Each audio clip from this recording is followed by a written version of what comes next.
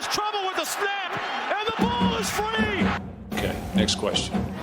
I'm a horse football coach right now. You know, it got shoved up, it got shoved, right? So with another loss, or not another loss, but with another poor defensive performance this time leading to a loss, there's, I think, the chirps for Jonathan Smith, whether just unhappiness or, you know, the few voices out there that want him to be fired are back. I know I asked it last week, and I assume the answer is probably the same, but are you guys still all right with where this team is at, given it's only, you know, a quarter or a third of the way through year two? Yeah, I mean, go ahead. No, I was just going to say, I'm not sure I would use the term all right, but I've accepted it. Yeah. It's like, this game went exactly how we thought it would. The season's kind of going exactly how we suspected it would. In terms of wins and losses, yes. Yeah, in terms of wins and losses. Yeah, that's true. I kept telling Nikki during the game that it feels like this team has been building for next year to be the year where it makes the jump, where it tries to make the jump. Yeah. But I mean it still has to be seen. I still want to see a lot of progress. I want to see that defense progress throughout the year and get better rather than just be what it is. But I mean, we've all agreed it probably is what it is unless somebody's going to break out and suddenly be some kind of superstar. Right. Here's what I need. From Jonathan Smith. I need, or this is what will get his seat hot. The Michigan game coming up. Let's hope he wins that one. But I'm not going to call fire or anything, but 4 in a row, that just sucks. But not making a bowl game would be okay. I don't care. Like that would get me saying this is unacceptable, and maybe we need to move on. If we show improvement, let's say we go 7-5 with one actual win, one big win, which is what we're kind of expecting and hoping. But Aiden Childs and Nick Marsh leaves, then I'm kind of out. Like those are the two, unless Childs goes pro because he just broke out, went insane. But like we're building for next year. We have to retain all of our players, all of our star players. Have to. Again, obviously going pro, different story. But there are a couple guys. I don't care if we lose anyone on defense. I don't even care if we lose pro. But yeah, I mean, if Childs breaks out and is going pro, it'll be a better 7-5 or better season. Yeah. I do worry about losing Marsh in the portal. Both of them, truthfully. I'm not too worried. Yeah, the way they talk about it, I don't get so worried about it. Yeah, I agree for the most part. I'm like, he seems pretty committed, but like, if LSU comes calling and says, we'll give you $2 million and you'll catch 70 passes and you'll be drafted in the first round, probably top 10, top 15 maybe, Michigan State's probably not going to be able to offer the same, maybe money, but definitely not in terms of. You don't know that LSU is going to have a better QB if Childs stays than Aiden Childs. Like Marsh gets a ton of targets, and I don't think they're gone after this. Better off. I don't think you could guarantee. And again, this is predicated on everybody staying and it's looking still pretty good. So our offense, I think, has been pretty good, especially passing wise. Like, I don't think you can sell much better to Nick Marsh than what it is right now, besides money. Like, that's fair. If Aiden Childs stays. And again, Jonathan Smith needs to sell that. And if he can't sell that, then what the hell is the point? So that's kind of why I'm saying. I think he can. That's why I'm in. But really, obviously, you have to make a bowl game. I really hope we beat Michigan, is what I'm going to say. And you got to have the two guys stay. Yeah. And part of the reason I'd say, it feels like they're building for next year is that's when his Oregon State team took off too, and when he became that huge coaching candidate. Yeah.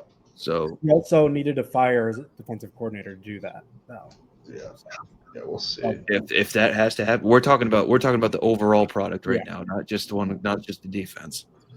Yeah, I when it comes to Jonathan Smith, I am not sitting here, let's fire him, but I'm concerned And I don't necessarily know why this game is making it any different because it wasn't unexpected. It didn't go differently than I thought it would, but I think it's just the 5 years of the defense just not showing any resistance.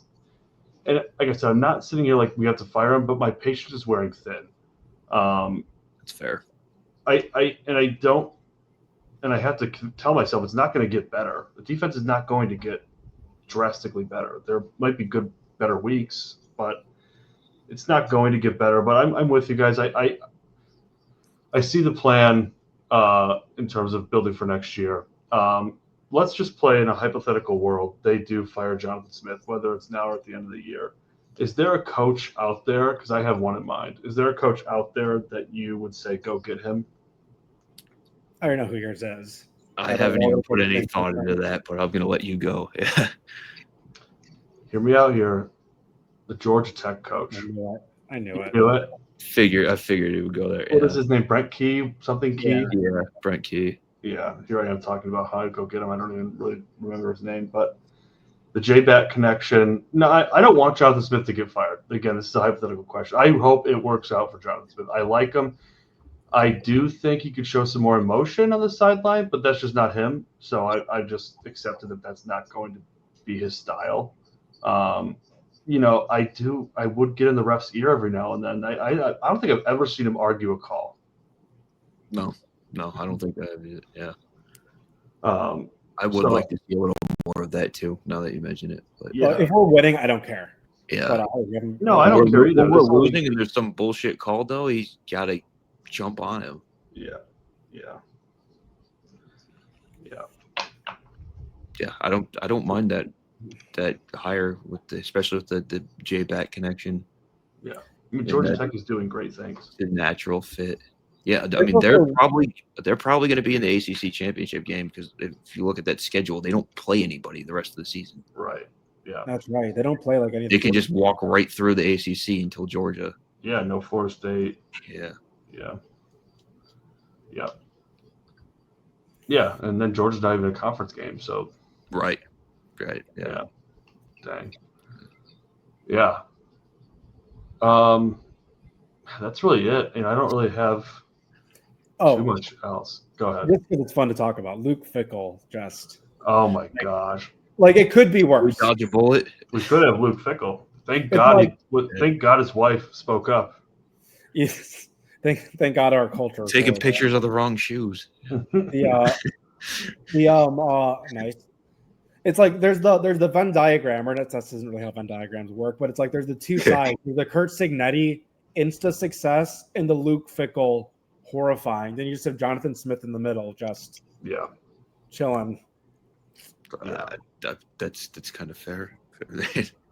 That's a disaster in Wisconsin. Well, I mean, what do you expect when you try to go from the team that's always been a power running team and like identity is offensive line and running backs and defense, and you try to make an air raid team?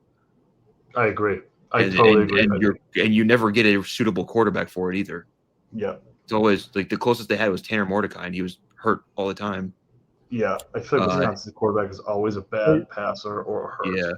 They And love they had their- Tyler Van Dyke at one point, and now he's like second or third string at SMU. In like his Yeah. 6th year.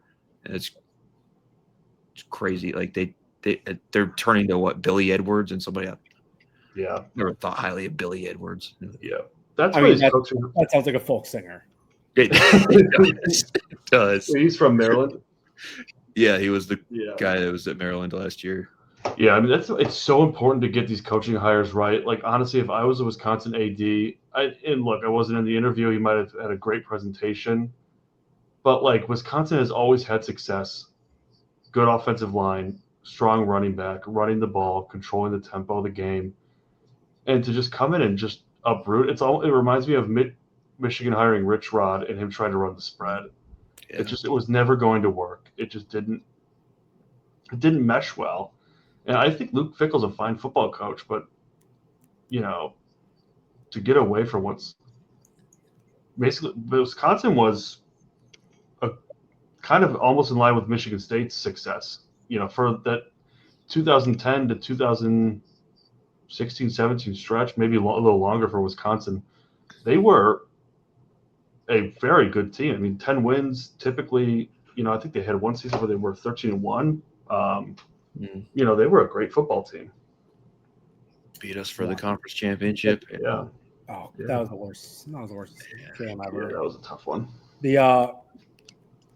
Some people might say that about Jonathan Smith. I mean, when Amate's good, our defense is good.